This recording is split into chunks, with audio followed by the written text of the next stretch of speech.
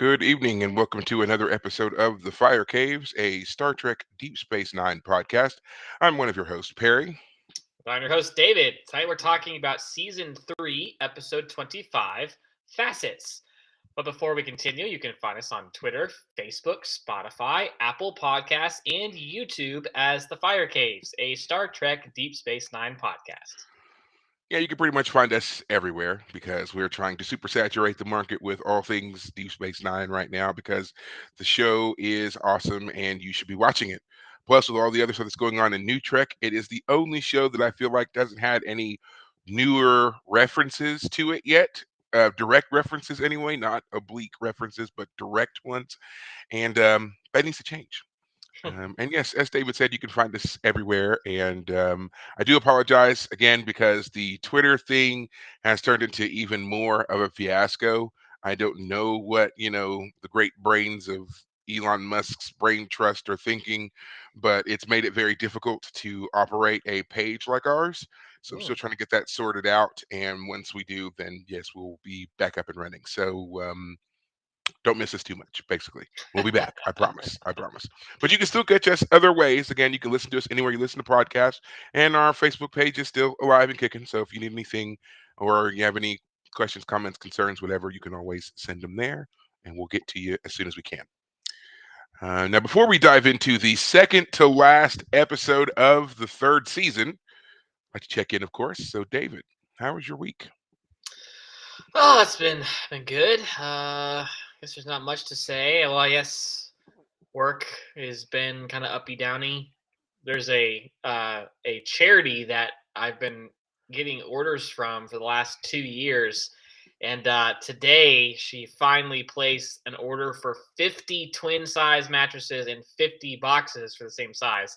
So these are like $300 mattress box sets. So as you can imagine, it's a lot of money in one go. So it made my numbers look really good for the day. It's just funny to you get calls from people being like, "Oh man, you're having a great day at work, aren't you? Things are going really well." I was like, "Yeah, they're pretty good." I mean, Mm. other things happen, but it was just funny that I'm gonna actually go visit the place here in Austin. I haven't actually been to this charity. They've just called me up and asked for beds, and I gave them a discount. And they're tax exempt, yada yada yada. But I'm like, at this point, I've been getting calls from the same person there for the last 2 years. I should go visit, so I'll be doing that this week just to see what they do and how they're using the beds that they've purchased from me. Be curious to see how that gets used. So, yeah, It's nice. It's nice to yeah, be a bit hands-on with the charity, know exactly, what's going on. Yeah, exactly, yeah. excellent.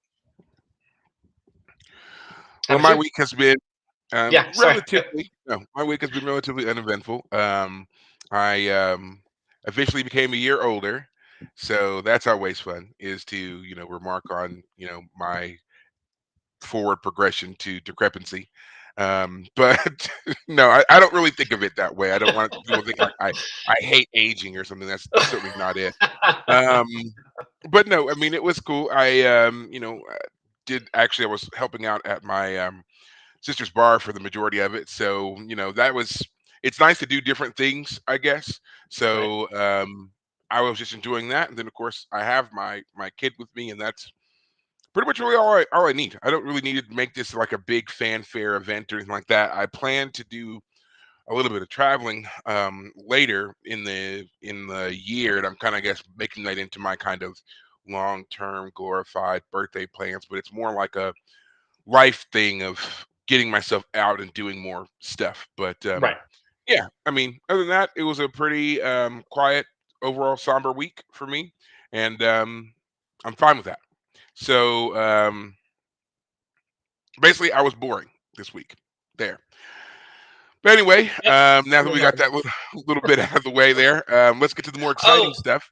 I Yeah. should mention, I guess, I think I've talked about on the show before, Counterpart, the show Counterpart with J.K. Simmons with you. I finished it last night. It's only 2 seasons long. They cut it off after 2 seasons, but they do wrap it up nicely by the second season. Amazing show. Fantastic. J.K. Simmons is a fantastic actor. He's playing two versions of himself. He's Hmm. got his wife character. I can't remember the actress at the moment, but similar, fantastic acting. this last season, like the last couple episodes, were great as they're wrapping up this second season, and it does again wrap up nicely. Even though they did have some elements that could have led into a third season, but they chose to cut it off at two.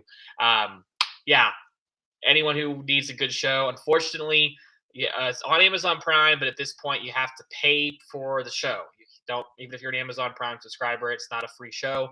You have to pay for it, but it's totally worth it. In my experience, it was $15 per season, $30 for the show. If you have $30 to throw on at something, that's a good show to throw it at. But yeah, that's all I had to say. I meant to mention that earlier. I felt like I Okay. should say it. It's really good. Yeah, Well, I was going to say that I, don't have anything new to watch, but of course there is Star Trek Picard, which is going strong. And as two much as episodes I now, right? Yes, as much as I enjoyed the first episode, the second one was even better.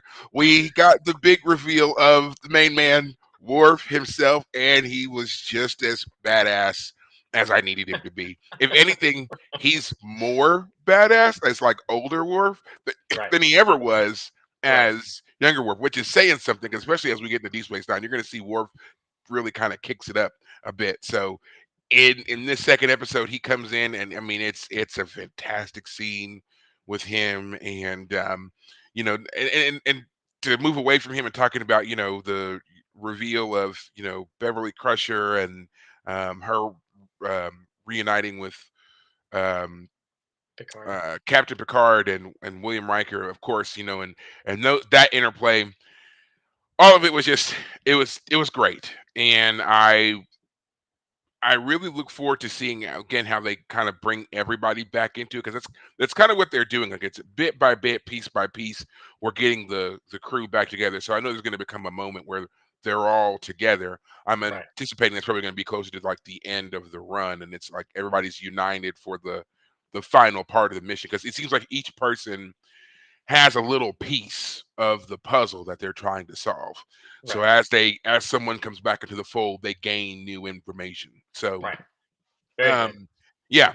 So it's an interesting way to reintroduce us to old faces, and seeing how that works out, and also seeing that not everybody is, I guess, as warm and open as you would expect. Because when we left everybody on Next Generation, the show, not just not through the movies, but even if you want to count those, and some of them, they were a close knit group. They were very family esque, right? Right. So now Yeah. to see them and to see kind of how they've drifted over the years, Right. and there's still like glimmers, twinkles of that camaraderie there, but they're also more reserved and they're less inclined to really kind of throw in their hat with each other for a minute. And then they kind of have to, warm up to each other again and then get there. It's an interesting thing to watch, because for such a close knit group, you, I guess you just kind of assume that once they get back together, it's kind of, the fire is back, right? But Right. instead, we're having to watch them kind of rekindle that magic a bit. But then they get there, and so that's interesting to watch as they move through. And again, it's only been 2 episodes. Plus, we've got a ton of new characters. The new villain. We've got a new captain who starts off as every bit the bastard that he seems, and then he kind of has a slight Mellows change of out. heart, right? Yeah. We've got Seven of Nine running through and doing her thing, and then we've got all these other little junior officers who are just kind of part comic relief, part just there, and all mixed in, and it's very interesting to watch. So if you haven't started watching it, I definitely think that you should. And when they were saying that this is kind of the proper send off, so it's supposed to be the proper send off for Next Generation, I'm gonna so far say I agree. I like the way they're handling the characters. There's definitely a respect about their age without the constant jokes about age, and it's more about the longevity of friendship and loyalty than it Right. is about the fact that they're just so old. Right. That whole them being older is definitely secondary to everything else that's going on.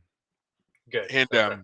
one thing I do have to keep reminding myself, though, is the significant age differences, supposedly anyway, between everyone. Like, we have to remember that, with this being, the 24th or 25th century now, and advancements in medical science and so forth, no one is the age that you really think that they are. Like, for example, Jean-Luc Picard is 94 years old in this show. Now, does he look it? Does he act it? Of course not. And we know that the real, Patrick Stewart is not 94 years old. Right. But at the same time, like there is that, and then you see the differences with everybody else. So just keep that in mind. Keep things like that in the back of your mind when you watch the show, and I think it will just kind of enhance your overall experience. So, Right. but yeah, that's the only thing that I've been watching lately, and trying to get some other things done like reading The Expanse and all that stuff. So we have things coming up planned for all of those. But Good. in the meantime, we have Deep Space Nine to hold us steady. And Yeah. what an interesting episode that we get to talk about tonight. Facets. Yeah. Yes. Um, an odd split, I feel. I mean, we have an A story and a B story, but in a sense, almost like we have a C story too here. The A story is, of course, focusing on Jadzia Dax. The B story is Nog and his what's going on with him. But to me, the C story in this is Odo Yeah. and Odo's interactions in this episode. Hmm. So, yeah, we're going to get into it. David, would you want me to give the quick summation, or do you want to? I'm happy for you to do it, but I don't know. I can do I'll, it. I'll take it. I Yeah, don't go care. for it. It's a Noto episode in part. Yeah, do it. Go All for right. All right, so in this episode, we find Jadzia Dax is undergoing a Trill ritual called the Jantara. This allows the current Trill host, to have the memories and basically life experiences of the previous host removed from them, placed in the body of another individual temporarily, and allow them to interact with one another. And Jadzia has 7 different um, hosts or memories, or lifetimes, however you want to look at it, within her. And so each of these is going to be embodied by one of the various, main characters here. it. Odo, Kira, Cisco, Quark, Bashir, O'Brien, and Lita, who just kind of comes out of nowhere, but Yeah. whatever. Okay, Yeah. we'll take it. I'm not gonna Right. say that not having Lita there isn't fun. Um, so they all agree to participate in this ceremony where they will temporarily lose control of their bodies or have their own personalities suppressed while these other memories take over for them. They do Right. have the ability to override the personality should they need to, but for the most part, it's basically you just kind of you relax and let the memories do their thing in your Right. body. So, meanwhile, while this is going on, Nog is practicing to take the Starfleet exam to get into the academy. Or Right. no, he's practicing to take the exam that would allow him to take the Starfleet exam to get into the academy. So that's a stepping stone that I had. It took me a while to wrap my mind around. So while he's doing all these practices, of course, Quark is upset with the fact that his nephew is trying to enter into the academy. Doesn't think it's a good thing for Ferengi to do. Colossal waste of time. But Rom, Nog's father, is like, no, if this is what you want, go for it. Totally supportive of his son. So Jadzia has her various Jantara moments with everybody, respectively, as their various trills. Like Kira is Leela. Um, um, Bashir is he Tobin? No, Tobin is Or O'Brien, I believe. Yeah, O'Brien is Tobin. Cisco is Duran, the murderer, Yes. and Lita is Emily, and who the heck is Bashir? I always forget who he is. I think he's Tarius. Yeah, he's Tarius. Okay. Yeah. And yeah, so they had their meetings and they all seem to go pretty well. And through these meetings, she understands aspects of herself, why she has a certain bent to her personality. Like with Leela, she learns that this is why she, would walk a certain way, talk a certain way, hold her hands behind her back. She gets Right. her kind of scientific acumen from Tobin, and Tarius is a very, gregarious individual. And then of course we come to Curzon, who goes into Odo. Now, because of Odo's unique physiology, the joining of Odo and Curzon kind of blends the two together, almost as if Odo has been joined by a trail symbiont himself, and he Right. fully embodies Curzon. His hair changes, he gets the trill spots. He even at one point changes his uniform and is wearing what I can only assume is somebody's Persian rug. Like it's the most ridiculous design of clothes I've ever seen. And Jake hold my beer. Yes, exactly. Yeah, Jake, hold my beer. Exactly. That is exactly it. Yeah. And I was, yeah, I paused it on that one. I was like, what the hell? What is that? Yeah. Um, so anyway, the other Jantara meetings go pretty well, except for two, which is the Curzon one and the Duran one, because Duran is a murderer, and he goes into Cisco. They have to lock him up because they're afraid he's going to try to murder somebody, and of course he does. He does try to murder someone. Jadzia, when she's talking to him in the brig, he tricks her briefly, and she lowers the force field, and he tries to strangle her.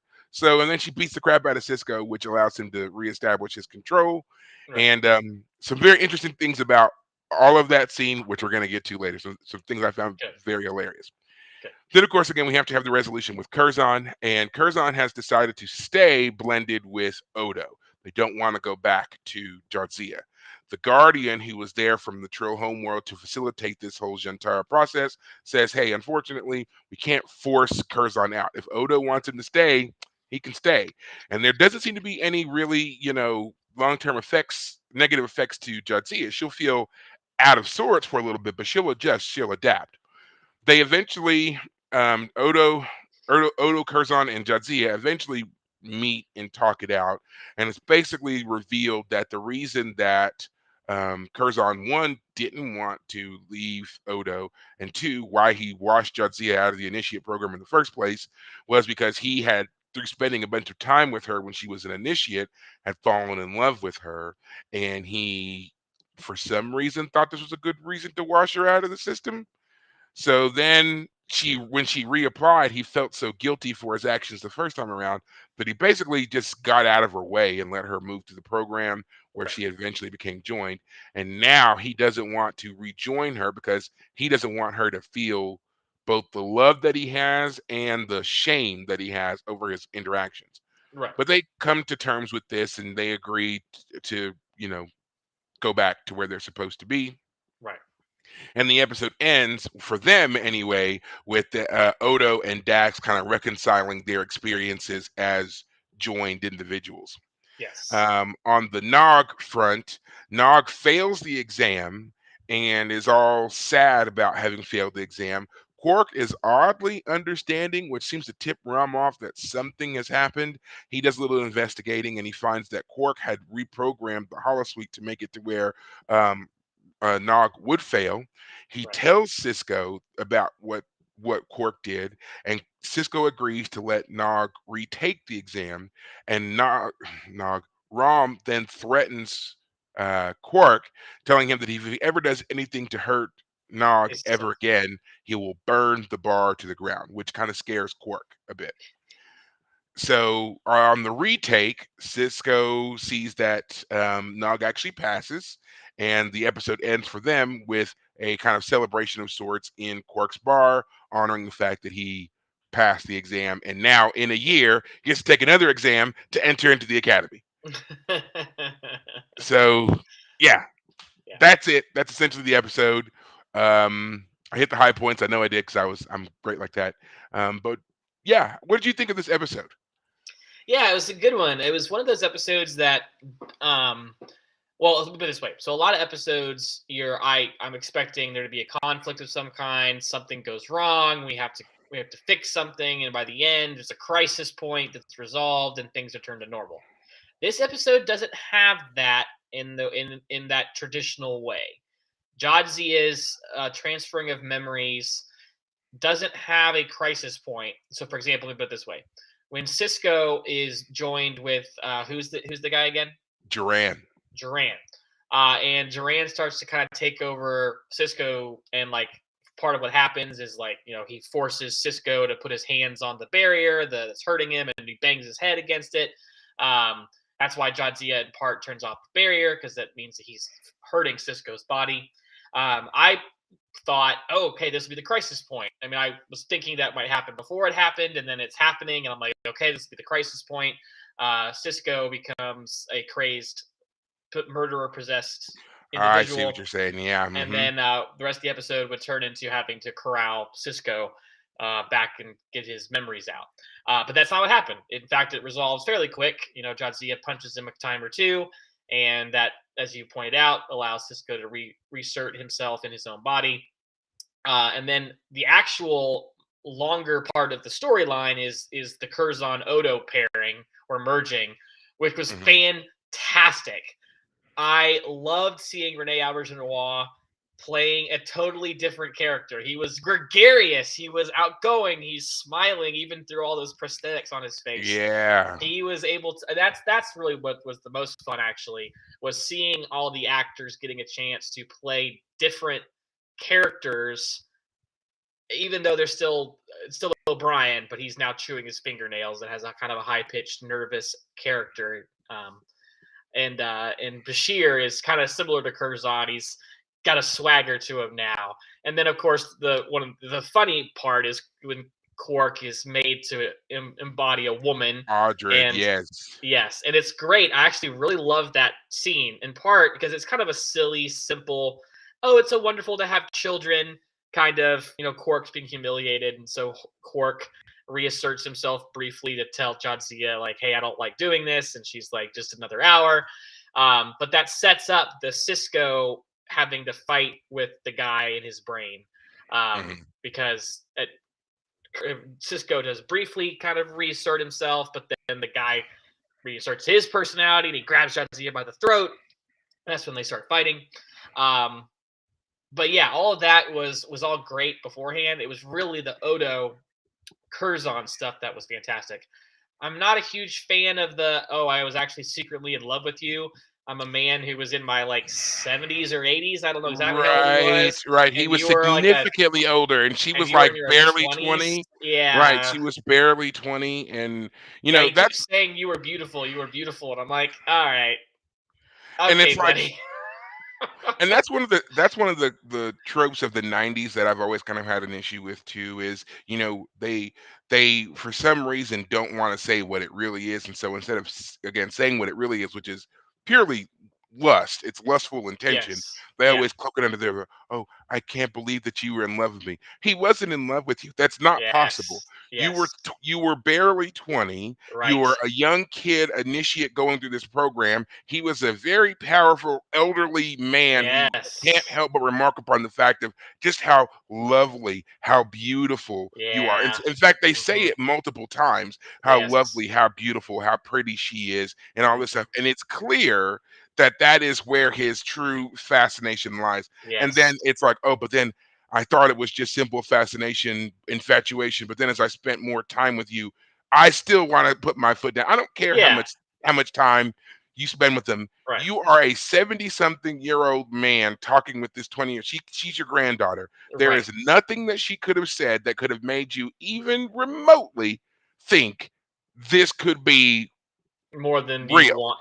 Yeah, Right. it feels this it feels as creepy as a college professor Yeah. hitting on a student. And It seemed I really strained. It seemed also yes. very strange. I would have accepted this more if it had been on that kind of basis of he started off with, licentious intent, and then upon spending more time with her, he, walked that back. He gained Right. respect for her. He saw And that he his lost actions were inappropriate and he yes, he didn't lost want his her to faith in feel that. himself, and he Right, put it on her, and he failed her, and right, then like, yeah, exactly. I would right. agree with that. I wish that's a good explanation they could have gone with. I would have preferred something more like the I don't know. I felt like a father figure to you. I felt I had more. You were the best initiate I ever had, and I started caring for your success so much that I was worried. I don't know that I was overdoing it, and I failed. I don't know.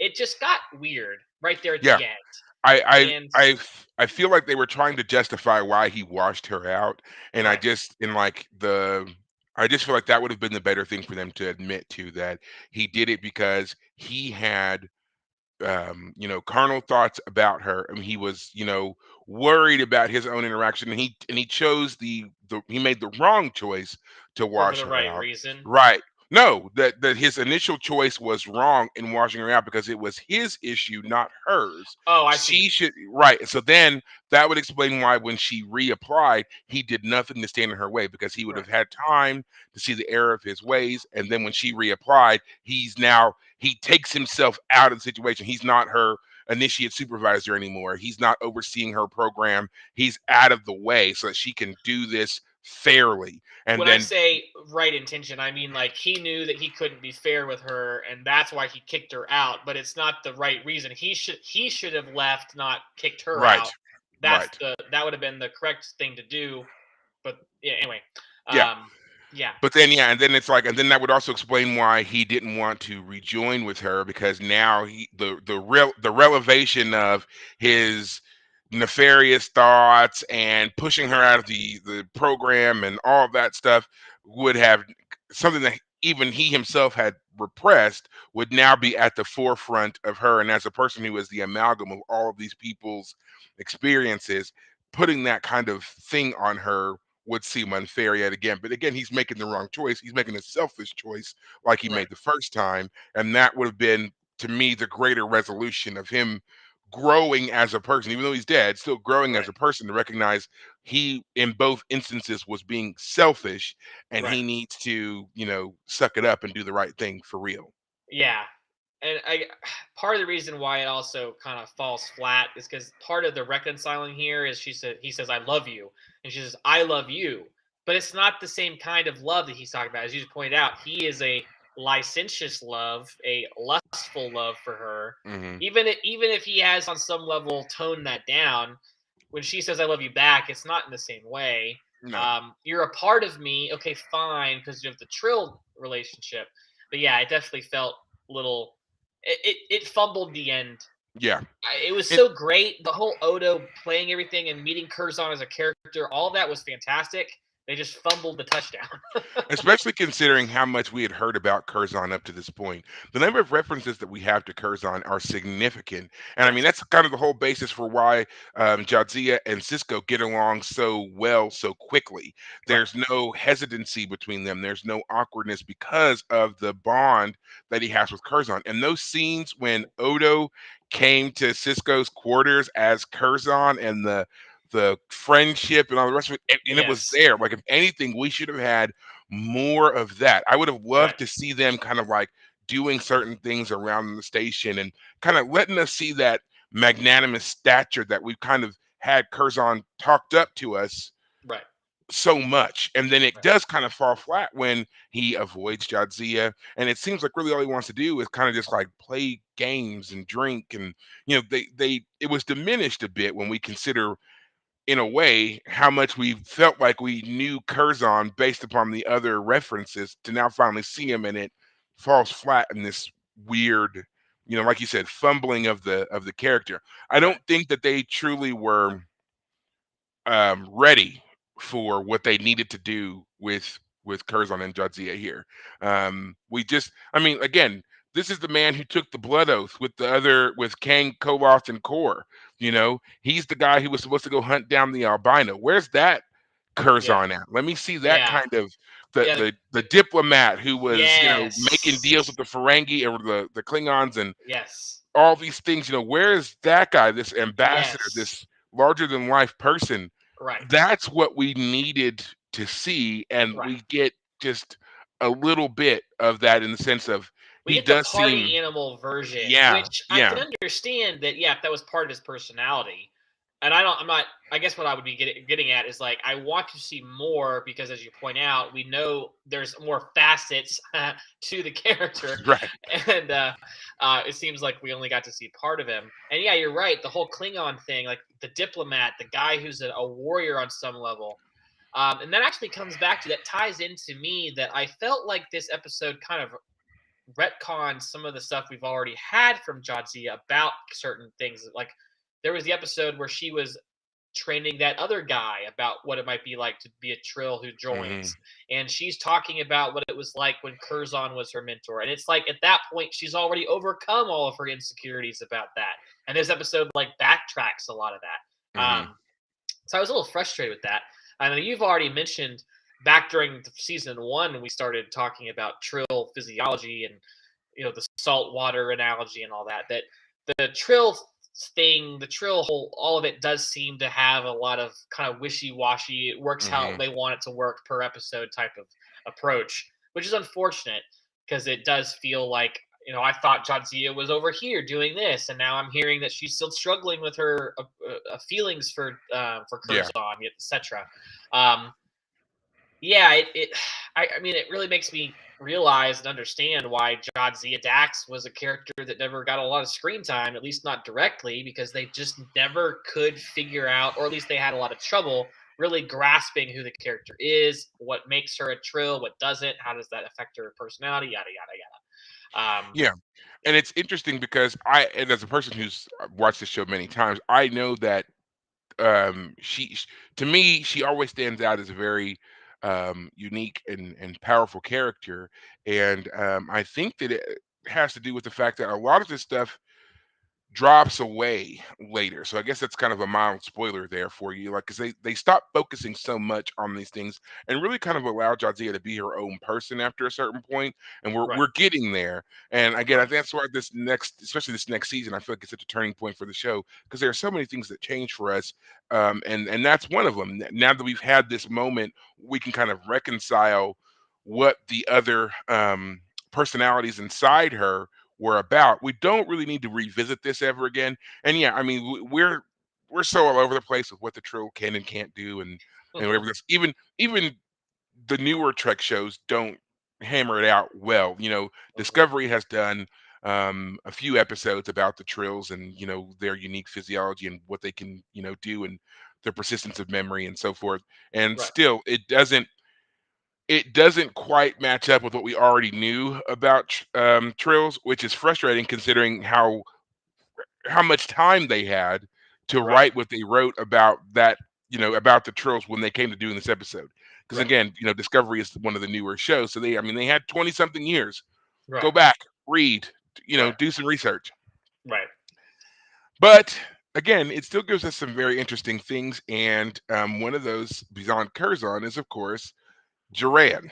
We have to talk about Duran Dax, the musician turned murderer who takes over Cisco's body, and they are so fearful of this individual that they put him in a holding cell. Right. So, what did you think of Avery Brooks here playing the murderous musician? Well, as I've said before, that what I learned when I took acting classes is committing to a choice. And I like the choice that Avery Brooks makes here. I think it's a little bit strained, to be frank, but it Mhm. is really good. He takes, I have the subtitles on when I'm watching, and it said, when he first talks, it says, high pitched, melodious voice. So Avery Brooks, deep voice, commanding, suddenly is talking in a very melodious, kind of high pitched voice. And again, it's kind of strange. It's a strange choice a little bit, but I kind of like it because it's creepy. Okay. It's immediately creepy, and it's immediately why the character is like you can understand if you remember who the character was. As you said, he's a musician. He says he'd been practicing your music, yada yada yada.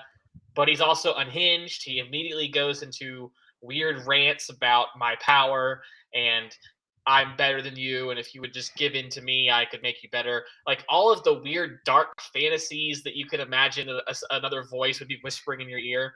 So it was an interesting choice. Again, a little strained, but fun, especially for it was a kind of a brief thing.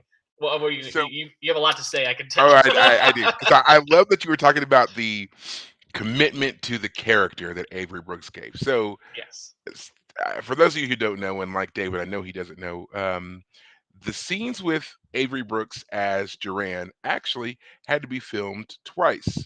And they had to be filmed twice because the first time they did it, he was so good, he was so effective that he creeped everybody out and they didn't want to use it. They asked him to do it again. Oh They asked him to do it no! again so that he could dial it back. So Oh no! what you actually see is the less creepy version of Durant. So I want you to try and imagine that Oh and my then just god! crank up the volume on that and just imagine what that could have possibly have been like, that it was so intense and so creepy that they were like, "Nah, do it again. Ah, We can't have this at all."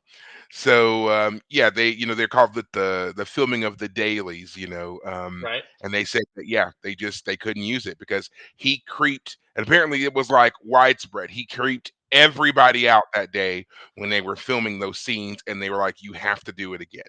And Ah, so yeah, I could just imagine him like probably wandering around the set and just kind of like sneaking up on people and saying things and doing those. pulling the I, Heath I Ledger of in the Dark Knight. absolutely.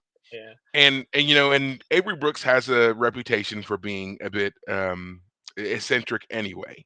So to add in such commitment to a murderous uh character with that kind of bent in your personality anyway, I Right. think that it probably did lend itself to him just seeming really just bizarre and just being like, yeah, you're freaking us out, dude. You've got to dial it back. So Right. yeah, I knowing that and then watching those scenes, it always just, kind of cracked me up because it's like it's such a short scene, Yeah. and yet they were like, "No, you're too much." And again, it's something that I feel like we should have got more of. I would have loved to have seen something about, you know, um, maybe he escaped for a little while, you Right. know, or Yeah. That's just exactly what something. I thought was going to happen. Yeah. Yeah. Exactly. And like, maybe he takes Jake hostage or something, and just there are so many other things that could have been done with that. But I know that the true part of the episode was about Curzon and Jadzia, but there was a lot of untapped potential there I with creepy Cisco I Duran. mean, I really, part of me really wanted the. I mean, I expected it to happen, so I don't know if wanted is quite right. But in talking about it, I kind of want to go back in which they had done more with it because it could have maybe pushed the idea that Dax is kind of talented. She is managing what 8 personalities, her own and 7 others. Hmm. Yes, the symbiote helps, and the others were supposedly, they weren't murderers. They weren't insane, but that's You're the whole right. point of that episode where she went back to the Trill home planet is because they had these repressed memories of him, of Duran, right? And Hmm. he was causing problems. They had to figure out the history of the character and why his memories were causing problems. Hmm. So I kind of like the idea that you know, Cisco, who's our guy, like he would be overwhelmed by what Dax or what Jadzia does.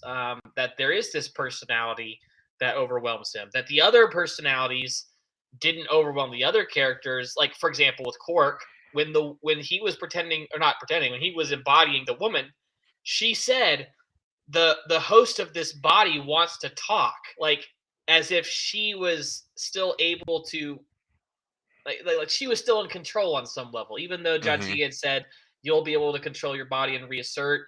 Like even in that moment, it almost questions that statement because she's. It's not that Quark pops up and says, "Hey, what are we doing?" It's like she says, "Oh, he's banging on the back door," basically in my mind. So yeah, it's part of me would have again if this had been a 2-part episode. If this one had been the episode where he gets free and Cisco goes nuts, and the end of the episode was about getting him, and then the next episode was about completing the process, and it was all about Curzon. We could have done a whole Curzon episode. Right. I see what you're saying, and yeah, and I mean, because especially with such dynamic characters like Curzon and Duran, they definitely needed more. There should Right, have been more for them, and we just don't get it, which is kind of the MO with a lot of Dax's episodes. There's always this great potential for more, and we get almost none. So right, it's maybe that's why the character gets built up so much because there's such an intense desire for more, and they leave you wanting more. They do a really great job at right, that because we right, just don't get it. right, And you know, I don't know what else to really say about those two characters, Curzon and Duran, but they both just seem to lend themselves to being, you know, larger than life. And even, Duran even says so. He's like, "You're just a pretty girl. You are nothing compared mm, to me and Curzon and Leela and Tarias and Emily." Like he names, and they all have these great accomplishments too. And then we have Jadzia here, which, you know, what is her accomplishment? Like they've all done great things, like Leela, the first host, was a famous, lawyer and arbitrator on Politician. Trill. Yeah. She was a great politician. Emily was a fantastic gymnast. Darius was a pilot of some renown. Tobin was a mathematician of, extreme, note. And then of course we already know about Curzon Yeah. and Duran Negotiating with the distinguished. Klingons of all people. Right. Yeah. And Duran, besides being a murderer, he was a world-renowned musician. Musician. So I mean, they have these great things about them. And then we have Jadzia, and I mean, we don't know beyond her being the first Trill initiate who was rejected to reapply and then succeed. That seems to be Hmm. the only thing that has any standout value right Right. now with her. Right. Right. So I mean, even her being in Starfleet is not a particular distinction. There are other Trills in Starfleet as well. So yeah, there doesn't seem to be anything yet that really distinguishes her as being worthy of the Dax symbiont. We kind of get this feeling that this Dax symbiont is particularly famous. I mean, Right. heck, we had a guy take over the station to get the Dax symbiont for That's Pete's right. sakes. Yeah. So I mean, there is something about the notoriety of Dax that seems to lend itself towards the individuals being or becoming more than what they initially started out as, and we haven't Right. really seen that with Jadzia just yet. So Right. hopefully we can see some changes here in the upcoming seasons. Right. Hopefully, I say as a person who hasn't watched this show like 9 times. Um, Yeah. But now let's turn our attention to, of course, our B story here, the Ferengi family. We're kind of getting a different family dynamic because we had the Ferengi family in our last week episode. No, not last week, but the week before, with Family Business, in which we saw Quark and Rom return to the home world to handle Moogie and her issues. Now we're back on the station and we have Quark and Rom once again. Only this time, Nog is thrown in the mix. So Right. this is also a follow-up of Nog early on, begging Cisco to sponsor him to join Starfleet. Right. And we had a fantastic scene in an episode with Nog pleading his case to Cisco as to why he wants to join Starfleet, and not Yeah. end up like his father. And now here we see he's following through on that. He's in the holosuites, he's practicing. Jake's interrupting him, of course, because Jake doesn't care. Uh, That's so that true. bothered me. It bothered me so much that he barged into the holodeck. I mean, we're You were always supposed to told that meet me like 30 minutes ago. right. Yeah. Okay, well, I mean, you don't have a way of communicating with your friend that doesn't involve you intruding on his privacy in the Yeah. holodeck. Like, really? You just Yeah. walked in? So yeah, that bothered me a little bit. But yeah, here he is trying to practice and get himself ready, and he's really committed to this goal, and I really enjoyed seeing that with him. Right. Mhm. Even though Jake is huge, like when they did that scene where Jake was like towering over him and they were And he talking. patted his shoulder. Yeah. Right, I was like, "Jesus Christ, like, kids Yeah. growing up so fast." Yeah. I forget the name of the actor who plays Nog, but yeah, he hasn't grown anything. And our Sirach Lofton is like talent. Yeah, he's like grown a full foot since the show started. Yeah, yeah, he has. Kid's Yeah. huge. Yeah. Yeah. But I love seeing their friendship and their dynamic and, supporting each other, even though Nog's like, "Quark, he wants to be a writer. There's no profit in being a writer." And Quark's like, actually, if you write Holosuite programs, especially those of the intimate variety, a lot of money in that." I'll give you money if you both write one. Is that what he said? If you both Yes, write one? I will put up if you come to me with the proposal, Oh my and I will gosh. put up the Latin to get your program started. So, I mean, Oh my the gosh. The implications of what was just requested. Oh my gosh. exactly, exactly. Hey, 17-year-old boys, I got a proposition for you. What do you think? Right. Oh You my wanna write a sex program? I'll god. pay you. Like, Hey, you good. oof, Oh man. my god. I'm so glad that they both were like, heck no. Right, Golly. we're not gonna do that at all. Yeah. Mm. Um, but yeah, I mean, and then of course we see that Nam, Nog goes to take the exam with O'Brien. O'Brien watching over him, and it's in ops. So we saw earlier he was practicing on a shuttlecraft. Now it's actually in ops, and we see that this is pretty much done intentionally, like almost like they had been watching him. They knew Right. he had been practicing, and they were like, "Well, we're not going to test you where you practice. That's not. Right. It's a stress test. So we're Right. not going to practice. We're not going to. We want to see how you act under pressure. So here you go."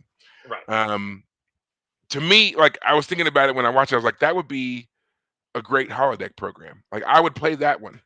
Like I want to know what it's like to be in ops and to you know have the infamous something happen, the mystery of the week, Yeah. which is kind of an odd oblique callback to another episode where Quark was trying to get an image of Kira for our Right. guy. Remember who wanted Kira in the holodeck? Yes. And And that's what he that's the excuse that Quark gives Kira when he gets caught trying to take her picture, that he's trying to put together a holodeck program where people get to see what it's like to be in ops and that's standing right. shoulder to shoulder with the heroes. So I was like, it's a good idea. Too bad you Uh, were lying, but it's a good idea. oh my gosh, Cork. Yikes. Yeah. As every time that you think that you found something redeemable about the guy, they find a way to make you be like, no, not so much. I mean, he Yeah. even goes so far as to sabotage Nog's test so that he Yes. fails, and he doesn't even seem to feel bad about it. He's more upset that he got caught Yeah. and is threatened than he is by the fact that he did this to His his own his nephew. nephew. Yeah. Like, and then he tells them, "Well, just want you to know, you will always have a place at Quarks." It's like, Yeah. I don't want to be your stock boy forever. The kid has aspirations, and this Right. man's intentionally trying to keep him down. What a terrible uncle. He really is. And he was a horrible son just a couple episodes ago. He's a horrible uncle. The only person to ever get anything on him is his brother Rom, who in this episode gets in his face, and I loved it, especially because it tied into the whole Curzon Jadzia part of the episode. Mm, Because part of what's going on, Jadzia is wanting to, or Jadzia is initially like, okay, I don't want to fight Curzon about getting his memories back in my body. If Odo and the two of them want to stay merged, fine. And Cisco tells her, "No, I know Curzon. He does overstep boundaries, and I definitely had to tell him not to when I was his friend. And you need to do the same. You need to stand up to him."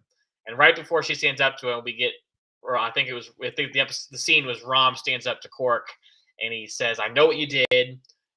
My son's happiness is more important than Latinum, and I will burn the bar down if you ever do anything to him again." I've already told I Cisco. It's not that I'm going to tell him. I've already told him.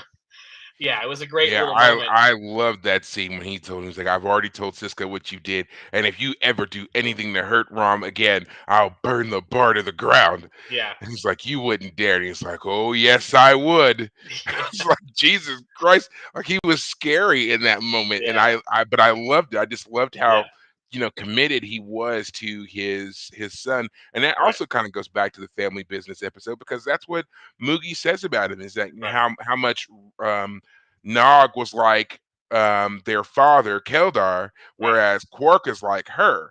Right. Quark has the business acumen, but Nog is the family man, like their Right. father, and their Right. father took care of them and kept their home nice and going and everything else. And he took advice um, from Moogie. Ishka, you Right. know, Hmm. to do things. So yeah, great setup, Right. great setup for them, and yeah, Rom and Nog both nail it here in this situation, and I guess to a certain extent, Quark does too, by being a consistent Ferengi, not wanting Ferengis to have things in common or doing the same things that humans do. But Right. but man, those two in particular, Nog and Rom, really just they're great together. I really enjoyed it. Right. Yeah. Yeah. It was a great little moment, especially the whole I got a suit made for him by Garrick. Garrick. And then he comes out at the end of the episode and announces his son, the newest was it applicant or cadet? I mean, he's He's he's not a cadet. He is yeah, now he's basically an initiate. He gets to, like I said, he's taken the test that proves he now gets to take the next test. right. And yeah, that's a funny scene where O'Brien he's throwing darts and he pauses and he says to Bashir, "I just realized that if that kid passes that test in a year, I'll have to start calling him sir." Yeah, because that's right. Because O'Brien's a non-com. Yeah, So yeah, as soon as Quark, or not Quark, but as soon as Nog gets his first pip there, that's it. yep, yep, He man. outranks him. Yeah, I can't wait to So see that scene. That'll be hilarious. hmm Um, yeah, yeah, it was a great little scene again because it tied in back to the Curzon stuff. Um, so yeah, Odo as Curzon was just great. Rene Auberjonois again, the chance he got to play as a different character. It's Odo, but not Odo. They did a great job of seamlessly doing the transitions too. Like when hmm his face changed or when his clothes changed into that Persian rug, as you mentioned. They did a pretty good job of seamlessly doing that. Yeah, I was impressed. Um, and then of course he acts different. But the best part of all that, even the weird Curzon being in love with Jadzia, was the very end when he walks up to Dax and asks Lieutenant, "Can I sit down?" And they talk, and they both express their understanding of each other better. She understands the joy of being a changeling and moving around and all that. And he expresses the joy finally of food and all that and food and drink, and they get to appreciate each other more, which is just honestly the sweetest thing. It's that's why you want to watch a show. You want people to come to understand each other. You want to see them connect and have relationships and just friendly relationships, friends. And it was a great little moment there. And both uh, Odo in this season, he's gotten closer to Garrick just a few episodes back. Now he's got a chance to kind of get to know Dax better and her the same, know him better. And I really appreciated that. I was like, that makes sense. This was a great episode for us to understand how they could have come to understand each other a little bit better through Curzon. And yeah, I was glad in part that mainly that Odo got to understand the joy of eating and drinking because yeah, he was knocking it's back true. drinks as Yeah, Curzon. he certainly got to understand drinking. The Yes, man, from the moment that we first saw him when he walked into Cisco's quarters, one of the first things he does, pours a drink. Then yes, later when they go to the bar, he orders Tranya and yes, drinks it down with Dax. And then later on, he's drinking in Quark's, not Quark's, but in Odo's office. yes, Evidence, yes. evidence. He's It's the drinking it. best. And it's just like, Jesus Christ, She's dude. like, "Isn't that evidence?" And he goes, "Ah." Yeah, It's like, whatever. I think the Curzon personality might be beating the Odo personality out a little bit. Jesus. But that was also great when he was like, "That one Ferengi is a hustler. Let's go beat him." Yeah, it was fun. Like, I honestly would have loved more of this Curzon Odo merging of the personalities. Um, hmm yeah, like I said, if they had committed a whole episode to that part of it, that would have been fantastic. But anyway, that would have been a great cliffhanger. It would have been a great cliffhanger for like we've just solved the whole problem with Cisco being a murderous runaround, and then at the very end of the episode, okay, she's gonna merge with Odo's gonna merge with Curzon, and his face changes, and he gets the trill stripes, and then it says to be continued. That would have been fantastic. Ah, I dang it! totally Should agree. they should have just committed to this 2-part episode forever. Well, Everyone should have been just a 2-part episode. Well, I feel like the reason that they didn't was mainly because obviously we're coming to the end of the third season Right, and they're needing to really kind of shift the focus of the show a little bit because there's a lot of things that are coming up here, especially in season 4, which, are really laying the groundwork for what this show is going to be about. So the ending of Deep Space 9 really begins in our next episode. So it's just like I guess they could have made this a two-parter and then just had everything into season 4, but I think that they were really trying to give us some kind of a cliffhanger and kind of, and giving us kind of a dark element to fester on between seasons 3 and 4. Because we haven't really had that. As we've moved through season 3, if you noticed, there's been a lot of wrap up of like certain external troubles, like Cisco kind of getting over the loss of Jennifer and the PTSD and all that. We now kind of have a more, in a sense, a more fleshed out Jadzia Dax. We've got the Bajor situation kind of under control now. Bajor was all over the place in the first, second, and part of the third season here. And now we have the fractured leadership a lot less fractured. We now have a Kai, we now have a prime minister. Like all of these things are all being summed up. And so we need something new to focus on, and we're getting there. And so the next episode really kind of like leans hard into that. And then, of course, when we get in season 4, you're going to see why. But yeah, I think that's why, despite the fact there was a lot of potential here, like we already talked about with Duran and of course Curzon, that they didn't go down that route this time Right. around. So, but yeah, I mean, all that to still say, Renee does such a great job with this character and giving us such a different view of Odo and Odo's desires to be different.